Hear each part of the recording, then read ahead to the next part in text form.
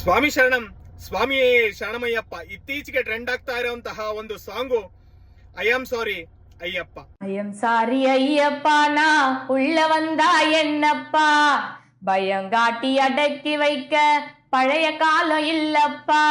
ಈ ಒಂದು ಸಾಂಗು 2019ರಲ್ಲಿ ಸ್ತ್ರೀಯರಿಗೆ ಶಬರಿಮಲೆಯಲ್ಲಿ ಅವಕಾಶ ಇಲ್ಲ ಎಂಬುದನ್ನ ಕುರಿತು ಮಾಡಲಾಗಿತ್ತು. ಇದು ಆಗ ಅಷ್ಟೊಂದೇನು ವೈರಲ್ ಆಗಿರ್ಲಿಲ್ಲ.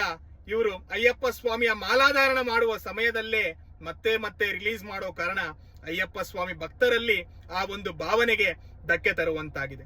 ಶಬರಿಮಲೆಯಲ್ಲಿ ಸ್ತ್ರೀಯರಿಗೆ ಅವಕಾಶವೇ ಇಲ್ಲವಾ ಎಂದು ನೋಡುವುದಾದರೆ 10 ವರ್ಷದ ಕೆಳಗಿರುವಂತಹ ಹೆಣ್ಣು ಮಕ್ಕಳಿಗೆ ಮತ್ತು 50 ವರ್ಷಕ್ಕೆ ಮೇಲ್ಪಟ್ಟಂತಹ ಸ್ತ್ರೀಯರಿಗೆ, ತಾಯಂದಿರಿಗೆ ಅವಕಾಶವಿದೆ. ಮತ್ತು ಸ್ತ್ರೀಯರು ಶಬರಿಮಲೆಗೆ ಬಂದ್ರೆ ಅಯ್ಯಪ್ಪ ಸ್ವಾಮಿಯ ಬ್ರಹ್ಮಚರ್ಯ ಹಾಳಾಗುತ್ತಾ ಮತ್ತು ಆತನ ತಪಸ್ಸು ಭಂಗವಾಗುತ್ತದ ಎಂದು ನೋಡುವುದಾದರೆ ಸ್ವಾಮಿಯ ಬ್ರಹ್ಮಚರ್ಯವನ್ನ ಹಾಳು ಮಾಡಲು ಯಾರಿಂದಲೂ ಸಾಧ್ಯವಿಲ್ಲ.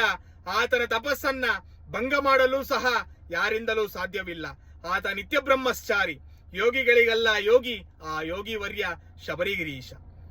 ಮತ್ತೆ ಯಾಕೆ ಸ್ತ್ರೀಯರಿಗೆ ಅವಕಾಶ ಇಲ್ಲ ಎಂದು ನೋಡುವುದಾದರೆ ಜನನದಿಂದ ಮರಣದ ತನಕ ಆ ಒಂದು ಸ್ಥಾನವನ್ನ ದೇವಸ್ಥಾನವನ್ನಾಗಿ ಮಾಡಲಾಗಿದೆ. ಕುಲತುಪ್ಪುಳಿಯಲ್ಲಿ ಸ್ವಾಮಿ ಬಾಲಶಾಸ್ತ್ರ, ಅಲ್ಲಿ ಮಗುವಿನ ಒಂದು ಭಾವನೆಯಲ್ಲಿ ಸ್ವಾಮಿ ಇರುತ್ತಾನೆ. ಆ ಒಂದು ಆಚರಣೆ ವಿಚರಣೆಯೂ ಸಹ ಮಗುವಿಗೆ ಹೇಗೆ ಮಾಡಲಾಗುತ್ತೋ ಹಾಗೆ ಮಾಡಲಾಗುತ್ತೆ. ಆದರೆ ಶಬರಿಮಲೆಯಲ್ಲಿ ಸ್ವಾಮಿ ಸನ್ಯಾಸ ಸ್ಥಾನದಲ್ಲಿ ಇರುವ ಕಾರಣ ಆತನ ದರ್ಶನಕ್ಕೆ ಸನ್ಯಾಸತ್ವವನ್ನ ಸ್ವೀಕರಿಸಿ ನಂತರ ಸ್ವಾಮಿಯ ದರ್ಶನವನ್ನ ಮಾಡಬೇಕು. ಇನ್ನು ಹೇಳುವುದಾದರೆ ಪೊನ್ನಂಬಲಮೇಡಿನ ಕಾಂತಮಲೆಯಲ್ಲಿ ಸ್ವಾಮಿ ಜ್ಯೋತಿ ಸ್ವರೂಪನಾಗಿ ದರ್ಶನವನ್ನ ಕೊಡ್ತಾನೆ. ಅಲ್ಲಿಗೆ ಜನಗಳಿಗೆ ಅವಕಾಶವೇ ಇಲ್ಲ.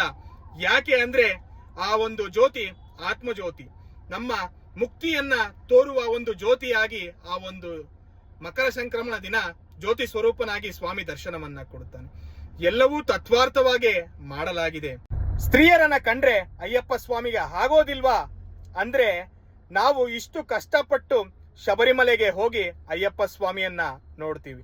ಆದ್ರೆ ಒಂದೇ ಒಂದು ಕೂಗಿಗೆ ಸ್ವಾಮಿ ಆ ಹೆಣ್ಣು ಮಗು ಇರುವ ಜಾಗಕ್ಕೆ ಬರುತ್ತಾನೆ ಎಂಬುದೇ ಸತ್ಯ. ಸ್ವಾಮಿ ಶರಣಂ, ಸ್ವಾಮಿಯೇ ಶರಣಮಯ್ಯಪ್ಪ.